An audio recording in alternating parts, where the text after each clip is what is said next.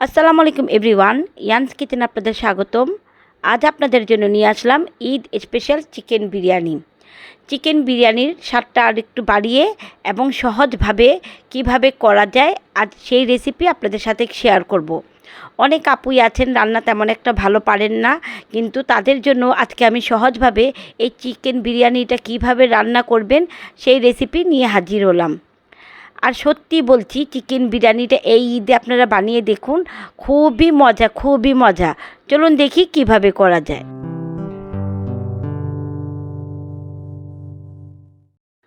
প্রথমে আমি প্যানে সরিষার তেল নিয়ে নিয়েছি। আজকে রান্নাটা আমি সরিষার তেলে করব। এর মধ্যে আমি হাফ কেজির মতো পেঁয়াজ কুচি দিয়ে দিয়েছি। পেঁয়াজটাকে একটু কালার আসার অপেক্ষা করতে হবে। কিছুক্ষণ আমি নেড়ে চেড়ে দিচ্ছি।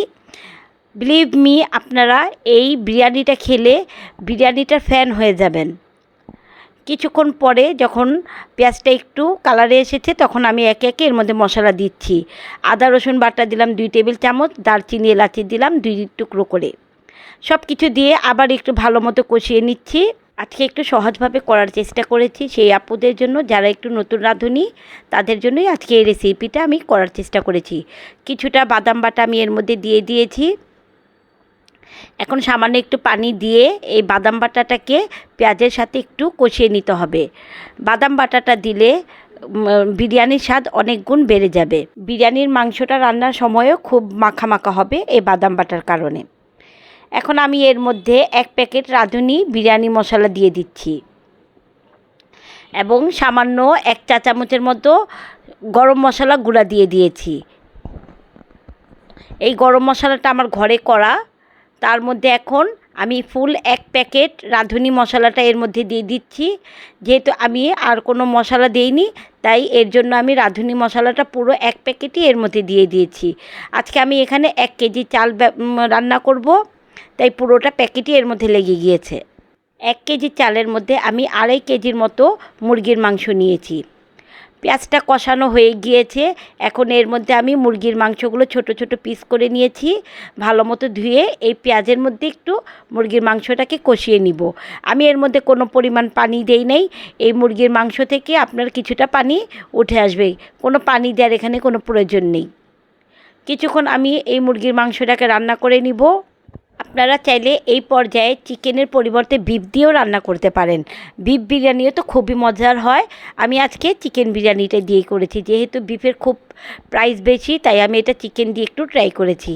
অনেকগুলো আমি এর মধ্যে কাঁচামরিচ দিয়ে দিয়েছি। বিরিয়ানির মধ্যে একটু ঝালটা ভালো লাগে বেশি, কাঁচামরিচ অনেকগুলো দিয়েছি। আবার পোলাও রান্নার সময় আরও কিছুটা কাঁচামরিচ আমি দিব। আপনারা চাইলে কেউ এখানে চিকেনের পরিবর্তে খাসির মাংস, গরুর মাংস দিয়েও করতে পারবেন। সেম প্রসেসিংয়েই করতে পারবেন। এখন আমি 3 থেকে 4 টেবিল চামচ গুঁড়া দুধ এর মধ্যে দিয়ে দিয়েছি। এখন আবারও একটু ভালো মতো নেড়ে চেড়ে নিব। গুঁড়া দুধটা অবশ্যই দেবেন, কেউ এখানে এই গুঁড়া দুধটা স্কিপ করবেন না। মশলাটা অনেকটা মাখা মাখা হবে। কিছুটা টিপস অ্যান্ড ট্রিক্স আপনাদের এখানে ফলো করতেই হবে যদি আপনারা ভালো রান্না করতে চান। এখন হাফ কাপের মতো আমি টক দই এখানে ফেটিয়ে দিয়ে দিয়েছি। টক দইটা প্রায় কিছুক্ষণ পরে আমি দিয়েছি। আগে দিলে চিকেনটা বেশি রকম গলে যাবে, তার কারণে আমি টক দইটা আগে দেইনি। এখন টক দইটা দিয়ে আবারও একটু কিছুক্ষণ নেড়ে চেড়ে নিব।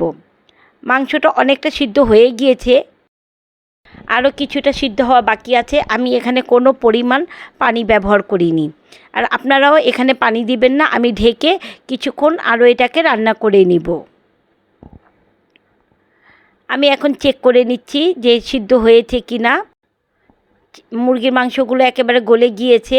এটাকে খুব বেশি আর গলাবো না। এর মধ্যে থেকে আমি চিকেনগুলোকে তুলে নিচ্ছি। মশলা থেকে চিকেনগুলোকে আমি তুলে নিচ্ছি। মশলাটা আমি হাঁড়িতেই রাখবো।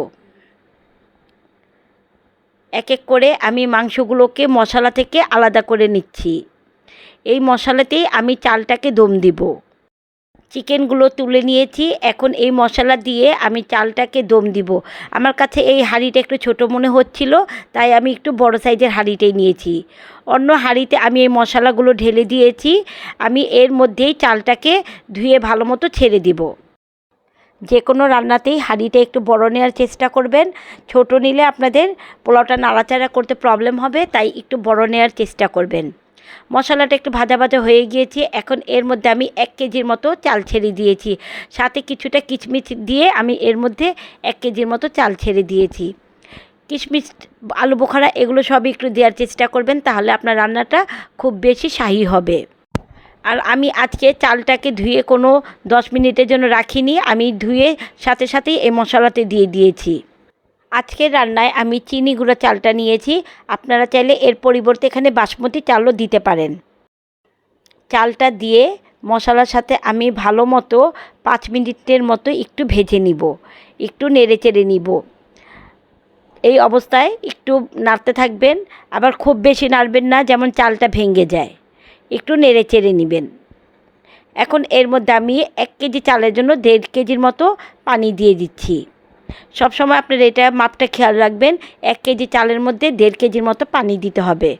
আর তার থেকে কিছুটা কম পানি দিবেন, কারণ বিরিয়ানির মাংসের মধ্যে একটু পানি থাকে, তার জন্য আমি একটু 1.5 কেজি থেকে সামান্য কিছুটা পানি কমিয়ে দিয়েছিলাম।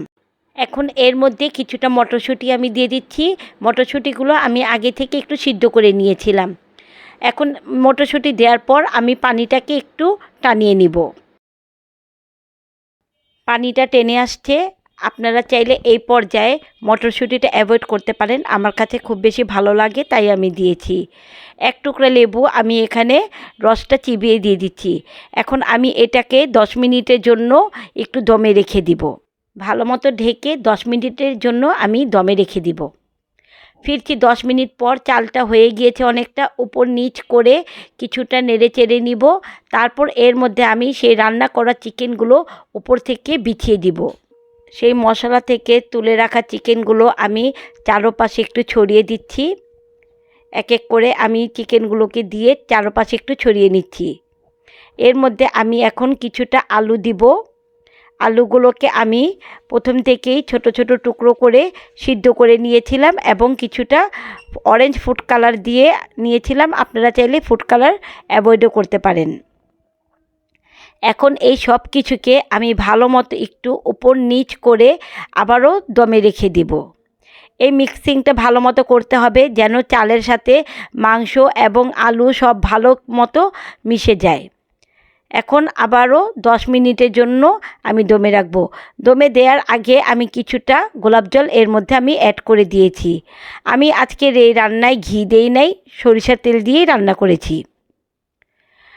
রান্নাটা হয়ে গিয়েছে, আমি পরিবেশন করে নিয়েছি। আপনারা আপনাদের পছন্দ মতো পরিবেশন করে নেবেন। আমার রেসিপিটি ভালো লেগে থাকলে প্লিজ আমার ভিডিওটিকে লাইক, কমেন্ট এবং শেয়ার করতে ভুলবেন না।